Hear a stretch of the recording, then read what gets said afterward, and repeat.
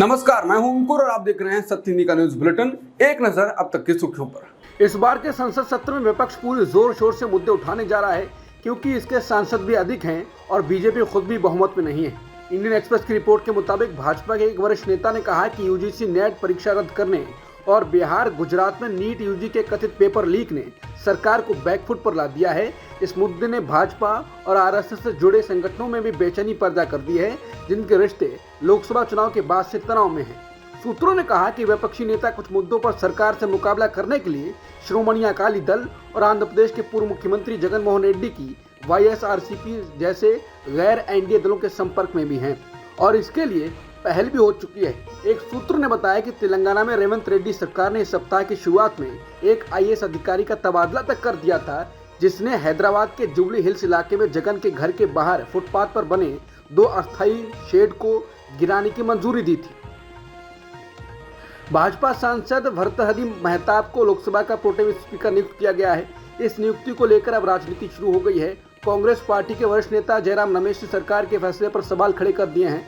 उन्होंने कहा यह संसदीय परंपरा के खिलाफ है। जयराम रमेश ने कहा कि परंपरा के अनुसार सबसे वरिष्ठ सांसद को ही प्रोटेम स्पीकर के पद पर नियुक्त किया जाता है।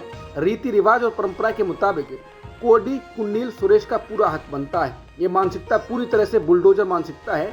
सरकार पहले ही दिन से पंगा लेने में लगी हुई है। बता दें, कांग्रेस जिसने एससी और एसटी के लिए आरक्षित सीटों की संख्या में वृद्धि की है, अब उसने प्रोटेम स्पीकर के मामले में जाति का एंगल ला दिया है। कांग्रेस सांसद मणिकम टैगोर ने पूछा कि के सुरेश एक दलित नेता हैं। के सुरेश 8 बार के दलित सांसद हैं और भाजपा ने प्रोटेम स्पीकर पद के लिए भी एक दलित के मुकाबले 7 बार के उच्च वर्ग के सांसद को चुना है। इससे क्या पता चलता है? कांग्रेस सांसद गौरव गोगोई ने कहा कि मोदी सरकार भारत में दलित समुदाय को अलग अलग धर्मों, लिंग, जाति और क्षेत्रों को रिप्रेजेंट करने वाले 543 सांसदों की शपथ ग्रहण की अध्यक्षता करते हुए अपने समुदाय के एक सदस्य को देखने के ऐतिहासिक अवसर से वंचित कर रही है। टीडीपी और जेडीयू एनडीए सरकार में मुख्य सहयोगी दल हैं, जिसके कारण मोदी प्रधानमंत्री बने हैं। चर्चा ये भी चल रही है कि अगर इन दलों के मनमाफिक काम नहीं किया गया तो मोदी की सरकार गिर सकती है। हालांकि एक नया समीकरण है जो टीडीपी और जेडीयू को डरा सकता है। वो ये है कि बीजेपी के साथ जिसने भी दिया वो पार्टी खोखली हो गई। पहले बीजेपी से बड़ी पार्टी थी, फिर बीजेपी के नीचे आई और कई तो टूट गई। इन नामों में श्रोमणी अकाली दल, शिवसेना का नाम आता है, जो बीजेपी के साथ थे।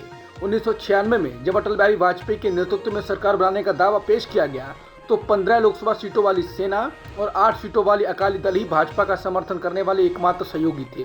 इसके बाद समय बीता और फिर शिवसेना को तोड़ दिया गया और अकाली दल भी पंजाब में 2024 में केवल 1 सीट ला पाई है। ऐसा ही हाल असम गण परिषद यानी एजीपी का रहा। वो बीजेपी के साथ 2001 से थी। फिर एजीपी को अपने महत्वपूर्ण नेताओं में से एक सर्बानंद सोनोवाल को भाजपा में शामिल होने और मुख्यमंत्री के रूप में नियुक्त होते देखने के लिए मजबूर होना पड़ा।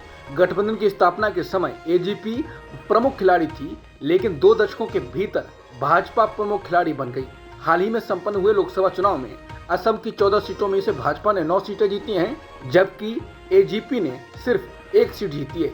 इसके बाद 4 अन्य क्षेत्रीय दलों की बात करते हैं, जैसे बीजी जनता दल यानी बीजेडी, वाईएसआरसीपी, भारत राष्ट्र समिति यानी बीआरएस और एआईएडीएमके ने बीजेपी सरकार के द्वारा लाए गए बिलों का समर्थन किया और राज्यसभा में इनके भरोसे ही बिल पास हुए। अब बीजेडी की बात करते हैं, उनके हालात देखते हैं। ओडिशा में 21 सीटों में से बीजेपी ने इस चुनाव में 20 सीटें जीती हैं, जबकि बीजेडी का कोई प्रतिनिधित्व नहीं है।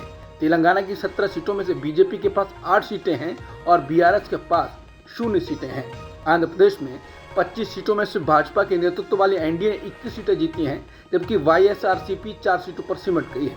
वहीं तमिलनाडु में एआईएडीएमके 3 गुटों में बंट गई है। कुल मिलाकर बीजेडी, बीआरएस, वाईएसआरसीपी और एआईएडीएमके ने सौदेबाजी में अपने अपने राज्य खो दिए हैं और Jammu Kashmir peoples democratic party यानी पीडीपी का भाग्य एक मार्मिक कहानी है। अनुच्छेद 370 को नाटकीय ढंग से हटाए जाने से कुछ महीने पहले इसने भाजपा के साथ सत्ता साझा की थी। अब ये संसद में प्रतिनिधित्व के बिना है। ये स्पष्ट है कि भाजपा जिन पार्टियों के साथ गठबंधन करती है उनकी ताकतों को अपने कब्जे में ले लेती है और अपनी कमजोरी उन पर डाल देती है। मतलब बीजेपी को गले लगाना अक्सर घातक साबित हुआ है। इसके बाद सिर्फ एक ही प्रश्न रह जाता है कि क्या जेडीयू और टीडीपी को ये नहीं पता है और पता है तो कब तक ये घातक गले लगाने वाले सीन में रहेंगे। कुल मिलाकर उनका डरना जरूरी हो गया है। दिल्ली में पानी की कमी को लेकर राजनीति जारी है। इस बीच दिल्ली के जल मंत्री आतिशी ने शुक्रवार से अनिश्चितकालीन अनशन की शुरुआत करने की घोषणा की। इसके बाद कांग्रेस नेता रागिनी नायक ने उन पर निशाना साधा। रागिनी नायक ने एक फोटो ट्वीट किया है जिसमें आतिशी, आप सांसद संजय सिंह और अरविंद केजरीवाल की पत्नी धरने पर बैठे हुए हैं। इस फोटो को ट्वीट कर रागिनी नायक ने लिखा है, सरकार ही धरने पर बैठेगी तो काम कौन करेगा, मजाक बनाकर रखा है। बता दें, आप और कांग्रेस दिल्ली में साथ में लोकसभा चुनाव लड़े थे, इंडिया गठबंधन का हिस्सा हैं, लेकिन अब एक दूसरे पर हमले शुरू कर दिए हैं। कांग्रेस नेता राहुल गांधी ने केरल की वायनाड सीट से इस्तीफा दे दिया। अब वहां से प्रियंका गांधी उपचुनाव लड़ रही हैं। इस बीच खबर आ रही है कि पश्चिम बंगाल की मुख्यमंत्री ममता बनर्जी वायनाड में प्रियंका गांधी के लिए चुनाव प्रचार कर सकती हैं। पिछले दिनों कांग्रेस के वरिष्ठ नेता और पूर्व केंद्रीय मंत्री पी चिदम्बरम ने सीएम ममता बनर्जी से मुलाकात की थी। इस मीटिंग को सीक्रेट रखा गया था। सूत्रों का कहना है कि पी चिदम्बरम ने सीएम ममता से प्रियंका गांधी के लिए चुनाव प्रचार करने का अनुरोध किया था। दिल्ली के मुख्यमंत्री अरविंद केजरीवाल को कम से कम 2-3 दिन जेल में ही रहना पड़ेगा। इसके बाद हाईकोर्ट के फैसले से तय होगा कि उनकी जेल से रिहाई होगी या नहीं। केजरीवाल को निचली अदालत द्वारा दी गई जमानत के खिलाफ दिल्ली हाईकोर्ट ने फैसला सुरक्षित रख लिया है। दोनों पक्षों से दलीलें सुनने के बाद हाईकोर्ट ने कहा कि मैं इस आदेश को 2-3 दिनों के लिए सुरक्षित रख रहा हूं। अब घोषणा होने तक निचली अदालत का आदेश स्थगित रहेगा। राज्यसभा सांसद और वरिष्ठ वकील कपिल सिब्बल ने कहा कि जज ने येदियुरप्पा को कथित यौन शोषण मामले में अग्रिम जमानत दी थी और कहा वो कोई टॉम, डिक या हैरी नहीं है। कथित अपहरण मामले में HD रेवन्ना को जमानत मिल गई, लेकिन अरविंद केजरीवाल, हेमंत सोरेन को टॉम, डिक या हैरी के रूप में माना जाता है। अजीब है। दिल्ली के मुख्यमंत्री अरविंद केजरीवाल की जमानत पर रोक को लेकर अरविंद केजरीवाल की पत्नी सुनीता केजरीवाल की प्रतिक्रिया आई। उन्होंने कहा है कि जैसा कि अरविंद केजरीवाल भारत के मोस्ट वांटेड आतंकवादी हैं, उनके साथ ऐसा व्यवहार किया जा रहा है। तानाशाही ने सारी हदें पार कर दी हैं। आप नेता संजय सिंह ने कहा है कि मोदी सरकार की गुंडागर्दी देखिए, अभी ट्रायल कोर्ट का आदेश ही नहीं आया, आदेश की कॉपी भी नहीं मिली तो मोदी की ईडी हाईकोर्ट में किस आदेश को चुनौती देने पहुंच गई। क्या हो रहा है इस देश में? न्याय व्यवस्था का मजाक क्यों बना रहे हो मोदी जी? पूरा देश आपको देख रहा है। दिल्ली हाईकोर्ट ने ईडी के कहने पर केजरीवाल की जमानत को रोक दिया है। वहीं केजरीवाल को बेल जब दिल्ली कोर्ट से दी गई थी तो कोर्ट ने ईडी को लेकर काफी कुछ कहा था। कोर्ट ने कहा था कि ईडी अपराध की आय के संबंध में मुख्यमंत्री के खिलाफ कोई सबूत देने में विफल रहा। ईडी अरविंद केजरीवाल के खिलाफ पूर्वाग्रह से काम कर रही है। हालांकि इसके बाद ईडी हाईकोर्ट पहुंची और हाईकोर्ट ने तो अलग ही रुख अपना लिया। भारत के विदेश मंत्रालय ने फ्रांसीसी पत्रकार सेबेस्टियन फ्रांसिस के भारत छोड़ने पर प्रतिक्रिया दी। भारत के विदेश मंत्रालय के प्रवक्ता रणधीर जायसवाल ने बताया कि फ्रांसिस OCI यानी overseas citizen of India card holder हैं। विदेश मंत्रालय ने कहा कि फ्रांसिस के वर्क परमिट एप्लीकेशन को खारिज नहीं किया गया है, ये अभी विचाराधीन है। बता दें, फ्रांसिस ने गुरुवार को एक बयान जारी कर कहा था कि भारत सरकार ने उन्हें वर्क परमिट नहीं दिया है, इसलिए वो 13 साल बाद देश छोड़ रहे हैं। रणधीर जायसवाल ने कहा कि जहां तक उनके देश छोड़ने का सवाल है, ये उनका फैसला है। जहां तक उनके वर्क परमिट का सवाल है, वो अभी विचाराधीन है। नीट पेपर लीक मामले में बिहार के पूर्व डिप्टी सीएम तेजस्वी यादव ने बड़ा बयान दिया है और कहा है कि अगर उनके PA या PS की गलती है तो सरकार उसे गिरफ्तार कर ले, मुझे कोई दिक्कत नहीं है। तेजस्वी यादव ने नीट परीक्षा पेपर लीक मामले में अपने PS की भूमिका पर कहा कि PA, PS सबको CM बुलाएं और पूछताछ कर लें। EOU ने कुछ नहीं कहा है हमारे PA पर, ये तो सिर्फ विजय सिन्हा बोल रहे हैं, लेकिन CM को मैं कहता हूं कि मेरे PO को बुलाकर पूछताछ कर लें। तेजस्वी यादव ने कहा कि किंगपिन को बचाना चाहते हैं, इसलिए मामले को डाइवर्ट कर रहे हैं। तस्वीर सामने आई है सम्राट चौधरी के साथ आरोपी की, उस पर क्या बोलेंगे? तेजस्वी ने कहा कि पेपर लीक का मास्टरमाइंड अमित आनंद है, उस पर कार्रवाई करनी चाहिए। नीट UG में कथित धांधली को लेकर कांग्रेस ने शुक्रवार को देश भर में प्रदर्शन किया। पार्टी ने कहा है कि नीट पेपर लीक से देश के युवाओं का भविष्य खराब कर दिया गया है। दिल्ली से लेकर यूपी, छत्तीसगढ़, बिहार, असम, अरुणाचल प्रदेश तक राज्यों में कांग्रेस पदाधिकारियों और कार्यकर्ताओं ने मोदी सरकार के खिलाफ प्रदर्शन किया। केंद्रीय शिक्षा मंत्री धर्मेंद्र प्रधान शुक्रवार को दिल्ली विश्वविद्यालय के योग दिवस कार्यक्रम में शामिल नहीं हो पाए क्योंकि छात्रों ने नीट UG और UGC नेट परीक्षाओं में कथित अनियमितताओं के खिलाफ विरोध प्रदर्शन किया। दिल्ली विश्वविद्यालय के छात्र संगठन आयसा ने विरोध जताते हुए कहा कि शिक्षा मंत्री ने और उनकी एनटीए संस्था ने छात्रों के भविष्य को खतरे में डाल दिया है। प्रदर्शन में शामिल आयसा कार्यकर्ताओं ने काले झंडे लहराए। प्रदर्शन में शामिल छात्रों ने मांग उठाई कि शिक्षा मंत्री को अपनी जिम्मेदारी स्वीकार करनी चाहिए और इस्तीफा दे देना चाहिए। वहीं दिल्ली विश्वविद्यालय के अधिकारियों ने कहा कि प्रधान जो अंतर्राष्ट्रीय योग दिवस कार्यक्रम के मुख्य अतिथि थे वो कुछ जरूरी काम के कारण इसमें शामिल नहीं हो सके। सुप्रीम कोर्ट ने शुक्रवार को नीट यूजी काउंसलिंग पर रोक लगाने से इनकार कर दिया है। अदालत ने मेडिकल एंट्रेंस एग्जाम कराने वाली संस्था एनटीए को नोटिस भी जारी किया है। सुप्रीम कोर्ट ने नीट एग्जाम को रद्द करने और दोबारा परीक्षा की मांग वाली नई याचिकाओं को बाकी की पेंडिंग पड़ी याचिकाओं के साथ जोड़ दिया है। नीट के खिलाफ दायर इन सभी याचिकाओं पर अदालत 8 जुलाई को सुनवाई करने वाली है।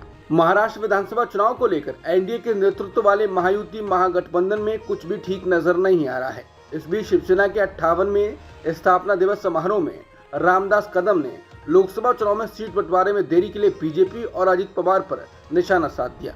बीजेपी और अजित पवार पर हमला बोलते उन्होंने कहा कि अगर बीजेपी की तरह शिवसेना शिंदे गुट के लोकसभा उम्मीदवारों की घोषणा 2 महीने पहले हो जाती तो हम भी 15 सीट जीत सकते थे।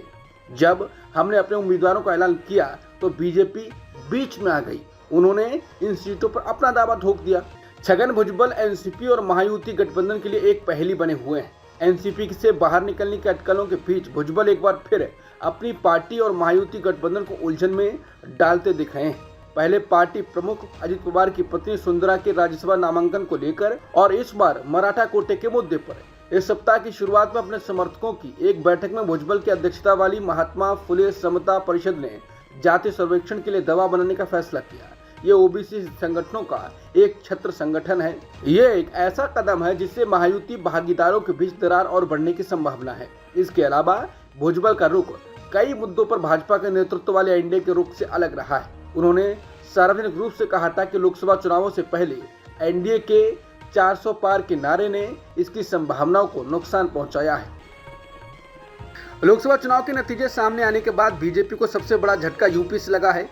बीजेपी यूपी में फैजाबाद सीट तक हार गई जहां अयोध्या स्थित है। अब खबरें हैं कि इस हार को लेकर बीजेपी के अयोध्या में ही जारी एक समीक्षा बैठक में तीखी नोकझोंक हो गई। इस बैठक के दौरान यूपी के 2 कैबिनेट मंत्रियों के सामने ही महंत राजू दास और डीएम के बीच बहस भी हुई। एक प्राइवेट न्यूज चैनल की रिपोर्ट ने सूत्रों के हवाले से दावा किया कि अयोध्या में बीजेपी की समीक्षा के दौरान देर रात ये काफी हाई प्रोफाइल ड्रामा हुआ। यह हंगामा अयोध्या समेत पूरे यूपी में चर्चा का विषय बन गया है। जानकारी के मुताबिक इस समीक्षा बैठक में सीएम योगी आदित्यनाथ की सरकार के 2 कैबिनेट मंत्री सूर्य प्रताप शाही और जयवीर सिंह शामिल थे। यूपी सरकार के इन 2 मंत्रियों के सामने डीएम अयोध्या नीतीश कुमार और हनुमानगढ़ी के महंत राजू दास के बीच तीखी नोकझोंक हुई। मीडिया रिपोर्ट में राजू दास के हवाले से दावा किया गया कि उनका गनर वापस ले लिया गया है। सूत्रों से मिली जानकारी के मुताबिक हनुमानगढ़ी के महंत राजू दास अयोध्या के प्रभारी मंत्री सूर्य प्रताप शाही से समय लेकर बीजेपी की हार पर अपना फीडबैक देने पहुंचे थे। तमिलनाडु के कल्लाकुरिची जहरीली शराब त्रासदी में मरने वालों की संख्या 47 हो गई है और कम से कम 20 की हालत गंभीर है। इसके बाद मद्रास हाईकोर्ट ने डीएमके की तमिलनाडु की सरकार की खिंचाई की। अदालत ने पिछले साल विल्लुपुरम और चेंगलपट्टू जिलों में इसी तरह की घटनाओं को हवाला दिया और ये जानने की मांग की कि राज्य में ऐसी घटनाएं बार बार क्यों हो रही हैं। हाईकोर्ट ने एआईएडीएमके द्वारा दायर एक जनहित याचिका पर सुनवाई की जिसमें सीबीआई जांच की मांग की गई है। चुनाव आयोग ने जम्मू कश्मीर, हरियाणा, झारखंड और महाराष्ट्र में विधानसभा चुनाव कराने की तैयारी शुरू कर दी है। 20 अगस्त तक मतदाता सूची तैयार हो जाएगी। सूत्रों ने कहा है कि चुनाव आयोग ने राज्यों के मुख्य निर्वाचन अधिकारियों को लिखा है कि गुरुवार को चुनावी राज्यों और केंद्र शासित प्रदेशों में मतदाता सूची के स्पेशल समरी रिवीजन का कार्यक्रम दिया जाएगा। भारत सरकार के विदेश मंत्रालय ने बताया है कि इस साल सऊदी अरब में हज के दौरान 98 भारतीयों की मौत हुई है। विदेश मंत्रालय के मुताबिक इस सत्र में अब तक 1,75,000 हाजी हज पर गए हैं। इस साल हज के दौरान सऊदी अरब में भीषण गर्मी पड़ी है और कई देशों के नागरिकों की मौत हुई है। माना जा रहा है कि अब तक 900 से अधिक हाजियों की मौत हो चुकी है। कनाडा के वैंकूवर में खालिस्तान समर्थकों ने कथित जनता दरबार लगाया जिसके खिलाफ भारत ने विरोध दर्ज कराया है। अधिकारियों ने बताया कि 20 जून को वैंकूवर में खालिस्तान समर्थकों के जनता दरबार लगाने और प्रधानमंत्री मोदी का पुतला जलाने को लेकर भारत ने कड़ा विरोध जताया है। भारत ने कनाडाई उच्चायोग को एक पत्र जारी कर गंभीर आपत्ति जताई है। भारत ने पत्र में जस्टिन ट्रूडो सरकार द्वारा खालिस्तान की मांग करने वाले लोगों को कनाडा में जगह दिए जाने का भी विरोध किया है। 21 जून यानी शुक्रवार को अंतर्राष्ट्रीय योग दिवस मनाया गया। इस मौके पर प्रधानमंत्री मोदी ने कश्मीर के डल झील के किनारे स्थित शेर कश्मीर इंटरनेशनल कॉन्फ्रेंस सेंटर में योग किया। इस दौरान उन्होंने दुनिया के अलग अलग हिस्से में योग कर रहे लोगों को कश्मीर से योग दिवस की बधाई दी। उन्होंने कहा कि पूरी दुनिया में योग करने वालों की संख्या लगातार बढ़ रही है। दुनिया के बड़े नेता जब भी मुझसे मिलते हैं योग की चर्चा जरूर करते हैं। योग अब सीमित दायरे से बाहर निकल रहा है। दुनिया योग को नई इकोनॉमी के तौर पर देख रही है। भारत में योग टूरिज्म का एक नया ट्रेंड देखने को मिल रहा है। अफगानिस्तान के पड़ोसी मध्य एशियाई मुस्लिम बहुल आबादी वाला देश ताजिकिस्तान हिजाब पर पूरी तरह प्रतिबंध लगाने जा रहा है। ताजिकिस्तान की संसद के उच्च सदन मजलिसी मिली ने 19 जून को हिजाब पर बैन लगाने वाला कानून पारित कर दिया। इसके साथ ही दो प्रमुख इस्लामिक त्योहारों यानी ईद उल फितर और बकरीद के दौरान बच्चों के उत्सव मनाने पर भी रोक लगाई गई है। आर्मीनिया ने औपचारिक रूप से फलस्तीन को एक राष्ट्र के रूप में मान्यता दे दी है। एक बयान में आर्मीनिया के विदेश मंत्रालय ने इजरायल फलस्तीनी संघर्ष के 2 राष्ट्र समाधान के लिए प्रतिबद्धता जाहिर की है। आर्मीनिया ने कहा है 2 राष्ट्रों का निर्माण ही इजरायल और फलस्तीनियों के बीच स्थायी और समावेशी शांति स्थापित करने का एकमात्र रास्ता है। बता दें, अब दुनिया के 140 से अधिक देश फलस्तीन को राष्ट्र मानते हैं।